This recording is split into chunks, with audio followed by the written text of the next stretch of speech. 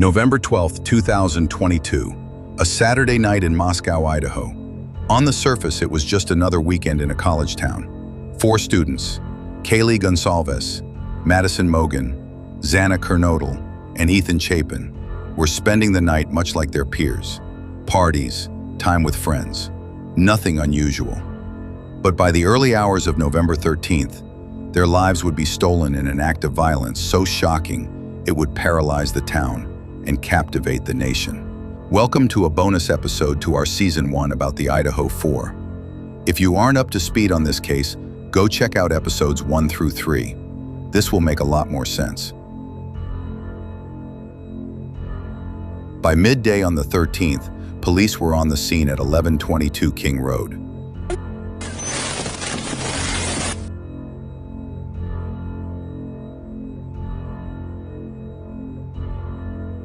Where's she at? Yep, where's she at? I heard her scream, and she ran upstairs because she saw someone. And then I heard someone in the bathroom, and I heard her crying, and I heard some guy say that you're going to be okay, I'm going to help you. And I kept calling her name, but she wasn't answering. And then I opened the door for a second, and I saw this guy. I'm almost positive he was wearing a full black outfit. And he had this mask that was just over his forehead and over his mouth. Looked at me, but he didn't come towards me or say anything, which was really confusing to me. I don't understand that. And I'm pretty sure he went out the side door. Inside, they found what would later be described as one of the most brutal crime scenes in Idaho history. Blood, chaos, and 4 young victims, each with bright futures, now silenced. The community of Moscow, long known for its sense of safety, was instantly consumed by fear. Students dropped out mid-semester, parents demanded answers, and the university scrambled to reassure a campus that no longer felt secure. At first, investigators revealed little, and their silence fueled rampant speculation. Amateur sleuths clogged social media with theories, and reporters swarmed the small town. Eventually, puzzle pieces emerged. Police identified a white Hyundai Elantra caught on surveillance near the house.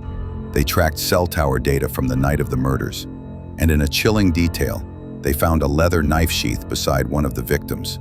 On it was DNA, later matched to a graduate student living across the state line in Washington. On December 30th, 2022, Bryan Kohberger was arrested at his parents' home in Pennsylvania. He was studying criminology at Washington State University, just 10 miles from Moscow. His background in criminal justice made his alleged crimes feel even more disturbing. He was extradited to Idaho and charged with 4 counts of first-degree murder and 1 count of burglary. What followed was a legal tug-of-war. A sweeping gag order was imposed, limiting what attorneys, investigators, and even victims' families could say. Every hearing drew national attention. Prosecutors signaled their intent to seek the death penalty. The defense fought back with motions challenging evidence, requesting discovery, and hinting at alternate suspects. For more than 2 years, the case inched forward under heavy secrecy. Then, in 2025, the unexpected happened. Bryan Kohberger, who had professed his innocence for so long, changed his plea to guilty. In a Boise courtroom, he admitted guilt to all 4 murders. A trial that once threatened to stretch on for months was suddenly over. The case moved into sentencing. Families of the victims prepared statements, and the prosecution laid out, in detail, the events of that November night. For the first time, the public would hear a precise account of what investigators believed happened inside 1122 King Road. And with the trial avoided, Judge Hippler lifted the gag order that had kept so much information sealed. What followed was a cascade of revelations: police documents, disturbing new evidence, and unsealed filings that shed more light on the murders than ever before. In this bonus episode, we will revisit the Idaho Four. We can now reveal what happened, moment by moment, in the King Road house based on the information released by the prosecution during sentencing. And with the gag order now lifted, you'll hear new details about what police uncovered during their investigation. There's 2. Including photos from inside the King Road house, the morning after, and statements made by survivors. Her scream, and she ran upstairs because she saw someone. Buckle up. We have a lot of exciting fresh ground to cover in this episode. At the sentencing hearing, prosecutors finally laid bare the story they had pieced together over years of investigation. What they described was not random chaos, but a sequence of deliberate, violent acts carried out in the dead of night. Shortly before 4 a.m. on November 13, 2022, Bryan Kohberger parked his white Hyundai Elantra near 1122 King Road. His phone, which had been on and off throughout the night, went silent again. Prosecutors argued this was no coincidence. It was his attempt to erase the digital trail. Carrying a large knife and dressed in dark clothing, he approached the house. Investigators believe he entered through the sliding glass door on the second level, a door that often remained unlocked. Ethan Chapin and Xana Kernodle were on the second floor. Kaylee Gonsalves and Madison Mogan were together in a bed on the top floor. Two other roommates slept on the ground level. Prosecutors believe Ethan was the first victim. He was attacked near the doorway of Xana's room, caught off guard. His injuries were catastrophic. Xana, awakened and confronted, fought back. Reports later revealed she had dozens of defensive wounds on her hands and arms. She struggled desperately to fend off the knife. The scene showed she tried to escape toward the kitchen, but she was overcome and killed there. Kohberger then moved to the third floor. There, he found Kaylee and Maddie asleep together in Kaylee's bed. They never had the chance to fight back. Prosecutors described the attack as swift, brutal, and unrelenting. Both women were stabbed repeatedly. Kaylee's injuries were so severe her own family later said they could barely recognize her body. On the ground floor, two other roommates remained untouched. One of them told police she awoke during the attack, heard noises upstairs, and saw a masked figure dressed in black leaving through the sliding glass door. Too terrified to intervene, she locked herself in her room. This testimony matched what investigators found: a bloody exit trail, footprints leading toward the sliding door, and surveillance video of a car speeding away from the neighborhood. In Maddie's bedroom, police discovered a knife sheath lying on the bed beside her body. On its snap was DNA that matched Bryan Kohberger. Prosecutors pointed to this as the most damning piece of physical evidence: his genetic fingerprint left at the scene of the crime. When the killing was done, Kohberger fled the house and drove off. But instead of heading straight back to Pullman, prosecutors revealed his trip home was anything but direct. His phone and traffic cameras placed him on a winding, circuitous route through rural roads, an odd detour that stretched a 15-minute drive into nearly an hour. The state framed this as more than just aimless driving. It looked like the behavior of someone trying to see if he'd been followed, to shake off attention, or to burn time before returning home. It became one more sign of consciousness of guilt. Back in Pullman, Kohberger meticulously cleaned his car in the days that followed, vacuuming and scrubbing for traces of evidence. He resumed his normal routine as if nothing had happened, teaching, studying, grading papers. But the digital trail betrayed him. His phone had pinged near the King Road house a dozen times in the months before, often late at night. The night of the murders, it went dark during the exact window of time prosecutors said he was inside the house. At sentencing, the prosecution emphasized not just the brutality of the crime, but its planning. Kohberger scouted the area. He stalked his victims. He turned off his phone, chose a time when the house was vulnerable, and brought with him the weapon he would use to kill. Their argument was clear. This was not a moment of madness, but an act of cold calculation. After this reconstruction, families of the victims gave their impact statements. Their words cut through the courtroom. Anger, grief, memories of lives interrupted. Each family carried their own vision of justice. Some wanted the death penalty. Others believed a life sentence. Forcing Kohberger to spend decades alone with his thoughts was punishment enough. By the end of the hearing, the sentence was handed down. 4 consecutive life terms without the possibility of parole, plus 10 years for burglary. Bryan Kohberger would never leave prison alive, but sentencing was not the end of the story. Just days later, Judge Hippler rescinded the gag order that had kept so much evidence sealed. Suddenly, hundreds of pages of police reports and court filings were open for review, and disturbing new details began to spill into the public. For more than 2 years, the gag order wrapped this case in silence. Attorneys, investigators, and even families were muzzled. Entire filings were hidden from the public record. That all changed on July 17, 2025. Judge Stephen Hippler lifted the order, ruling that without a trial, there was no reason to keep so much of the case under wraps. What followed was a flood of information, some confirming what people suspected, some shocking even seasoned reporters. Within days of sentencing, the Moscow police released nearly 300 pages of investigative records. The descriptions inside were grim. Officers described a house soaked in blood, victims unrecognizable, dozens of stab wounds, particularly on Xana Kernodle, who fought fiercely for her life. Kaylee's injuries were so severe that identification was difficult. Blood trailed through hallways, pooled on floors, and splattered against walls. The documents also confirmed the discovery of the knife sheath beside Madison Mogen's body, the single most damning piece of physical evidence, carrying Kohberger's DNA. After the gag order was lifted, one of the most striking releases came not in documents, but in images. The Moscow Police Department and Idaho State Police made public hundreds of photographs taken during their investigation of 1122 King Road. Each picture captured another piece of the story, scenes frozen in time, silent evidence of a night that changed everything. Some were stark crime scene photographs, bloodstains marking walls and floors, rooms torn apart in chaos. Others showed the painstaking work of investigators, evidence markers on doors, windows, and floors, each number cataloging a clue. There were detailed shots of the sliding glass door, the suspected point of entry, and of the kitchen where investigators believe Xana Kernodle made her final stand.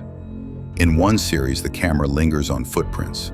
Each step told part of the killer's path through the house. Other photographs showed the victim's belongings, still scattered, clothing, personal effects, reminders that this was once a home filled with life. Some of the most haunting images were of the house itself. Once a hub of friendship and laughter, it stood hollow and silent, its windows covered and its doors sealed. And if all that isn't bad enough, we can see that Kaylee's golden doodle, Murphy, sat petrified under a chair, likely having borne witness to the tragic events. If only he could speak. Viewers will be pleased to find out that Murphy is alive and well today, living with Kaylee's ex-boyfriend, Jack. You can follow him on Instagram at Murphy_Gonsalves. The photos were clinical, forensic, and often disturbing, but they also revealed the meticulous care investigators took in documenting every detail. For the families, these images were another painful reminder. For the public, they filled in blanks left by rumor and speculation. The photographs do not provide motive. They cannot explain why, but they do preserve the physical reality of what happened inside that house. In many ways, the images are the most honest witnesses left. They do not speculate. They do not forget. They simply show what was. And now, with their release, the world has been allowed to see the evidence as investigators saw it, frame by frame, moment by moment. Unsealed filings detailed Kohberger's digital footprint. His phone pinged near the King Road house a dozen times before the murders, usually late at night. On the night itself, the phone went dark between 2:45 and 4 a.m., exactly when the killings occurred. At 12:26 a.m. that night, his browser showed a chilling search. Broadcastify police and fire scanner in Pullman. Prosecutors argued he was monitoring law enforcement traffic, making sure the coast was clear. We also learned more about his drive home.